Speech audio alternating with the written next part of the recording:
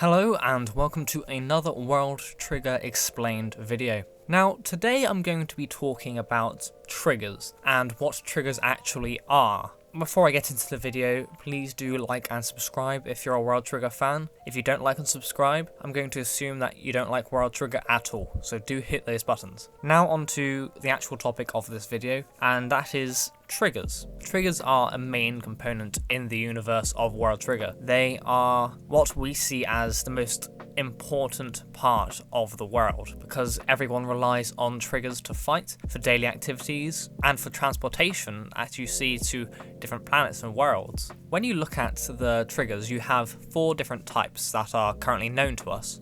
You have your normal triggers that are just used by everyday soldiers, you have your black triggers, you have mother triggers, and crown triggers. But when talking about actual triggers and what they are, how they're made, what people view them as, that is a different topic. We first have to understand what a trigger is. So a trigger is a product of neighbor technology that manipulates and is powered by Trion. And despite what we normally see as only used for combat purpose, trigger technology is used in other functions and in everyday civilization. As well as this, triggers can greatly differ among nations due to the fact of different nations have different developments of technology, just like we do in real life. So the more advanced, the better their triggers are going to be. But when you look at just border triggers, I'm not particularly going to go into other areas right now, but when you look at border triggers, they are made with the aim of being a larger number of agents, because as humans they assume that they're going to be weak, they're going to have to defeat their enemies with numbers more than individuals, which you constantly see within the show when enemies invade. But border triggers are manufactured for this large amount of agents, and for this reason the Trion consumption and the power output of these triggers are lower than you would see from other nations. And in some way, the other nations do see this as a crude and sly way of using the technology, because it has such versatility even though it is so simple, which is due to the great number and variety of triggers in existence, and there are a multitude of combinations that you can use in combat. Now, the engineers of Border are constantly working to improve triggers, create new ones, and are currently advancing at a high pace. And you even have the away teams that go and collect more trigger technology to bring back home so they can analyze it and expand our own understanding of triggers themselves. Now, let's look at the mechanics of a trigger. In Border, the actual trigger is a chip located in a device called a trigger holder. A trigger holder contains 8 slots that can allocate 1 chip and thus 1 trigger. So you can only have 8 triggers on you at a time unless you custom make your own trigger holder, which isn't as easy as it seems. As well as this, in this trigger holder of magnificent power that helps them fight, you have 2 columns. You have the main column and the sub column.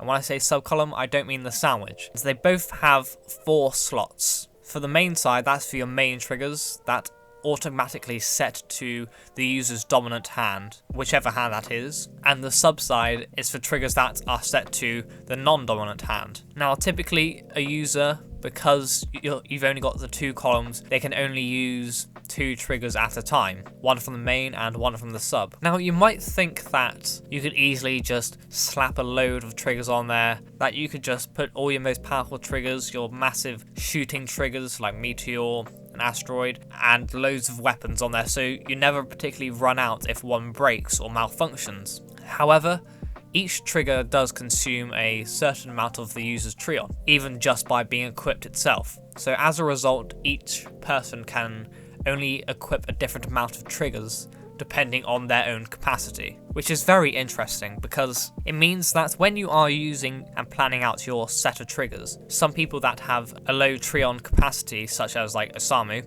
can't particularly fill up all the spaces in his trigger holder. He can't have 8 triggers on him because he doesn't have the Trion available. So you've really got to decide what your strengths are, how you will use the triggers that you put in. So if you have a shooter trigger, how will you use that? How much Trion will it use? You have to really think of your consumption when deciding what to use in battle. And as you can probably assume, once you run out of Trion, your trigger stops working, because a trigger is only technology that manipulates Trion, it doesn't produce it itself. It is, however, possible for an agent to transfer Trion from one another through physical contact and establishing a trigger link. It's not practical and it can cause heavy malfunctions within the trigger itself. Last but not least, I'm going to state that border triggers are prepared and set for any damage for the general public, because you might think that if they're battling in the city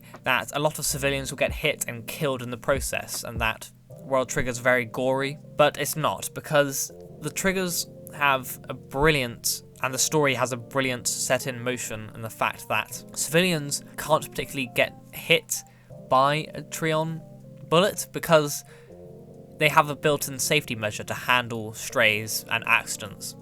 So instead of being wounded, they're only knocked unconscious from the pain of the impact, because of course there's still going to be some impact. But this leads to less damage upon the public and safety in general, because you're typically going to be fighting Trion bodies and not actual flesh and bone. As well as this, a further safety measure is that when you have your trigger holder in an unsafe environment, your trigger can be deactivated from HQ. So safety measures are set up. So overall, when you look at triggers, you see a beautiful system that, for the fans themselves, lets them decide what triggers they can use. I believe there's a website where you can calculate how much Trion you have available and what your strength would be, and when you use that you can then decide what triggers you can use, how much Trion you have available, what type of fighter you're going to be, and it really allows for a lot of role playing, which I do see a lot in the World Trigger